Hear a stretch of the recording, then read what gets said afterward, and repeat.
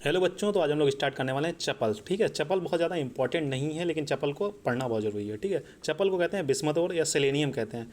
ठीक है, निरुक्ति वंग की तरह शीघ्रता से अग्नि में द्रवित हो जाने के कारण इसे चपल कहा जाता है। इसके ग्राह स्वरूप क्या? चपल स्फटिका छावम षड यस्त्र स्निग्धो गुरु, यानी कि चपल स्फटिक यानी श्वेत वर्ण की आवा वाला होगा, षट मतलब हेक्सागोनल इन शेप होगा, स्निग्ध तथा गुरु होना चाहिए। ठीक है, नागवंग, कुछ आचार्य ऐसा कहते हैं कि नागवंग को 1000 पुट देने के बाद, अगर 1000 आप पुट दे रहे हैं, उसमें जो राख का पार्ट जो बच जाए, बिना मतलब जले जो पार्ट बच जाता है, उसे हम लोग चपल कहते हैं। ठीक है, भेद इसके वर्ण के आधार पर, मतलब कलर के आधार पर इसके 4 भेद किए हैं: गौर, श्वेत, अरुण और कृष्ण, शीत, अशित, हरित और रंग, दो प्रकार से किए गए।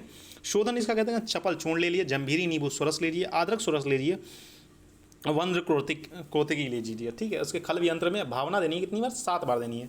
कुछ लोग कहते हैं सबको मिला के एक ही बार में 7 भावना दे दो, कुछ लोग कहते हैं अलग अलग भावना देनी चाहिए। ठीक है, तो आप सीधा लिख देंगे कि 7 भावना देनी है, वो हो जाने। ठीक है, चपल शोधन, वैसे चपल आएगा नहीं, लेकिन पढ़ना बहुत जरूरी है क्योंकि आपके सिलेबस में दिया गया है। ठीक, मारण क्या है? शुद्ध चपल लीजिए, शुद्ध गंधक लीजिए, बालुका यंत्र में चपल जब तक लाल वर्ण का न हो जाए तब तक आप उसे हीट करते हैं। ठीक है,